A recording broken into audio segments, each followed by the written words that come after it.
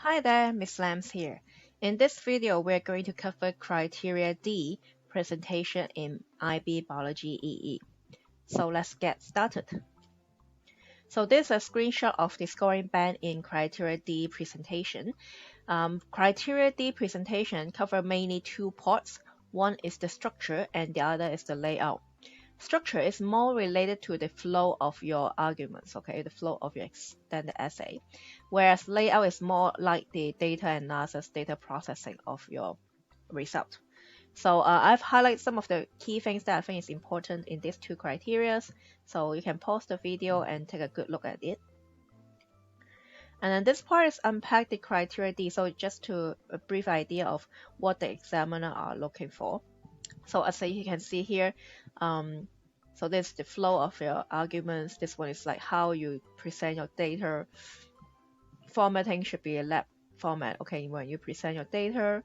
Just one thing I want to talk about is the bibliography, because according to the past papers, okay, actually examiner do check the bibliography, and one of the common feedback from the examiner is the access date of the website is missing. So you need to make sure you include the date that you access to the website, okay. And then, so next part is the PDF annotated by my colleague, Ms. Rawat. So thank you, Ms. Rawat.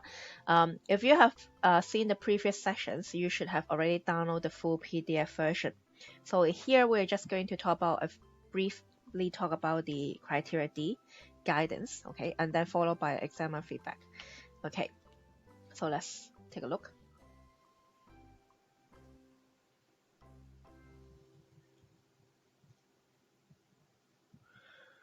All right, so this is the annotated version from Ms. Rawat. So let's take a look. So structure, they're looking at how the flow of your essay. So they were reminding the head paragraph. Okay, so make sure you lay out the paragraph title very clearly so that it helps the examiner to navigate through your essay.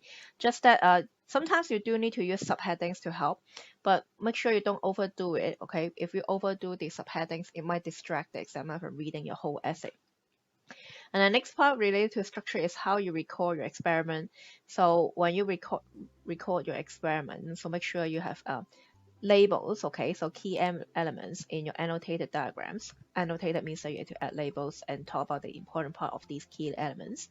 Relevant details of the key equipments, okay? So regarding to the key equipment could be look into the precision of the equipment, accuracy of equipment, and then a summary of essential procedure step. Now, this is also mentioned in criteria A.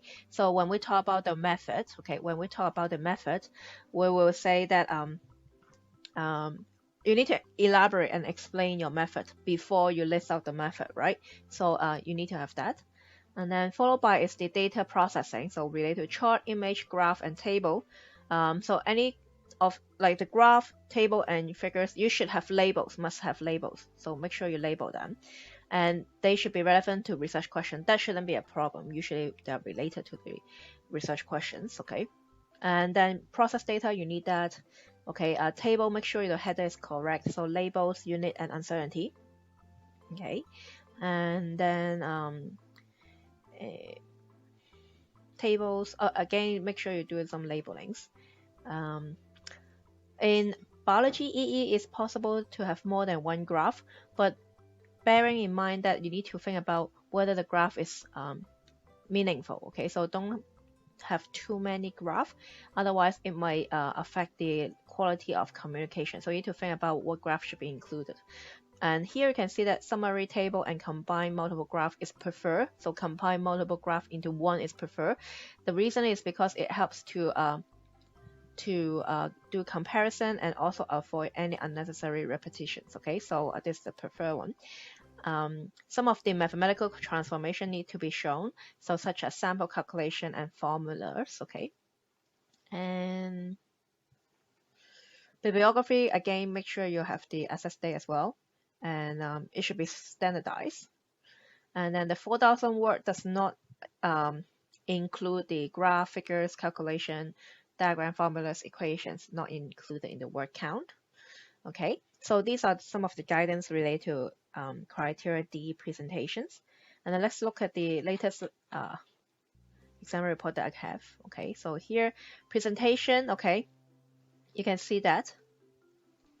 Here, okay, so poor presentation is when your graph and table is not standardized. Okay, so a strong essay should have a very clear as to the graph and tables, okay, and how the data appear. Just one more thing I want to stress is that when you make your table or graph, okay, make sure you have the labels, okay. So maybe underneath the table you say, oh, what this table is about, or underneath that table, that graph, you should also mention what this graph is about, okay.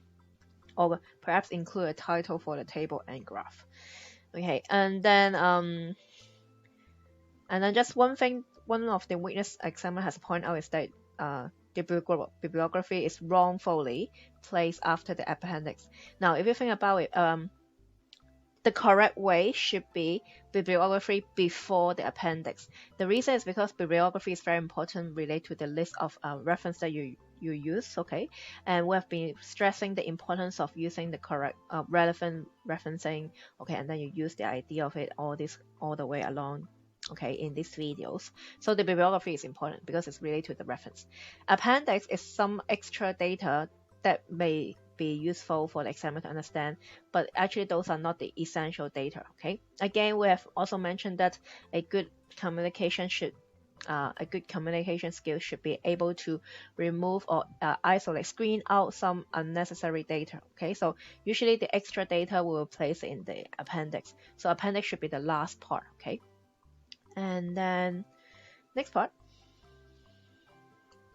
Okay, so just a summary, okay, what they meant. Okay, so criteria D, okay, presentations. We're looking at structure and layout. Structure is the flow. Okay, so the flow, to help you to construct your flow, make sure your titles, your labels is correct and correspond to the page number. Layout is related to how you present your data. Okay, just one thing, when you are looking at some of the sample, make sure you're looking at the most updated ones. If you see some abstract, then those are not updated ones. Make sure you standardize your table and your graph. And then make sure you place the bibliography before the appendix. We just mentioned that. In terms of viewing, okay, so make sure you use font size, maybe around 12, double spacing. We recommend New Times Roman or Arial. Make sure you have a page number. Page number is very important. It links up with the content page in criteria A. And there should not be any candidate name, supervisor, or school name in the essay. Okay, so what you should be using is the personal code.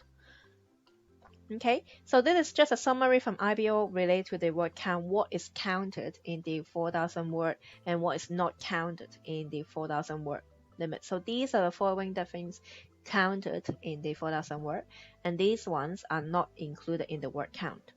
So I think that's about it. I hope this video helps you and guides you in the criteria D presentation. Add oil and good luck. Thank you and bye-bye.